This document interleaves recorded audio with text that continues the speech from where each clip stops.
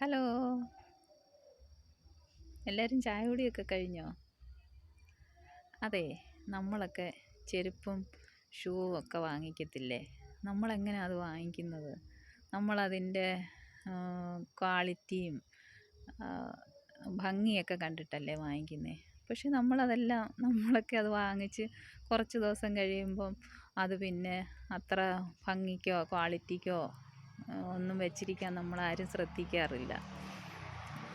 കൂടുതൽ പേരും അങ്ങനെയൊന്നും ശ്രദ്ധിക്കാറില്ല. അത് പക്ഷേ നമ്മളതെല്ലാം നല്ല വൃത്തിയായിട്ട് സൂക്ഷിക്കണം. നമ്മുടെ ചെരുപ്പും ഷൂവും കാലും ഒക്കെ എപ്പോഴും ഭയങ്കര വൃത്തിയായിട്ട് സൂക്ഷിക്കണം കേട്ടോ.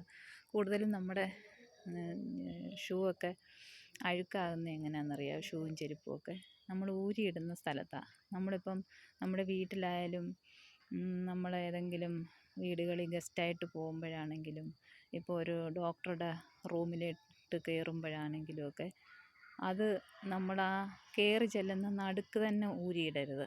ഒരു സൈഡ് മാറ്റി ഊരിയിടണം. അത് നമ്മുടെ വീട്ടിലായാലും അങ്ങനെ തന്നെ ആയിരിക്കണം. ഒരു സൈഡിലോട്ടൊന്ന് വാതിലിൽ നിന്ന് നേരെ ഇറങ്ങി വരുന്നവരും പോകുന്നവരും കൊച്ചു കുഞ്ഞുങ്ങളും ഒന്നും ശ്രദ്ധിക്കത്തില്ല. എല്ലാവരും ചവിട്ടി അങ്ങോട്ടും ഇങ്ങോട്ടും ആക്കി അതേ മണ്ണൊക്കെ പിടിച്ച് ചിലപ്പോൾ ഒരു ചെരുപ്പ് ഒരിടത്തും മറ്റേ ചെരുപ്പ് വേറൊരിടത്ത് അങ്ങനെയൊക്കെ ഇട്ടിട്ട് പോകും. അപ്പം നമ്മളത് ശ്രദ്ധിക്കണം. അതുപോലെ നമ്മൾ കുഞ്ഞുങ്ങളോടും പറഞ്ഞു കൊടുക്കണം.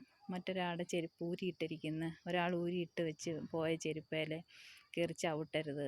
അത് അറിയാതെ പോലും കാലുകൊണ്ടൊന്നും തട്ടി കളയുകയൊന്നും ചെയ്യരുത് എന്നൊക്കെ പറഞ്ഞു കൊടുക്കണം. പിന്നെ ചെറുപ്പം മുതൽ അവരെയും നമ്മൾ ശീലിപ്പിക്കണം. ചെരുപ്പും ഷൂവും ഒക്കെ സൂക്ഷിക്കാനും വൃത്തിയായിട്ട് സൂക്ഷിക്കാനും കൊച്ചിലെ നമ്മൾ അവർക്കത് ചെയ്തു കൊടുക്കണം. കുറേ വലുതാകുമ്പോൾ അവർ സ്വന്തമായിട്ടതെല്ലാം ചെയ്തോളും.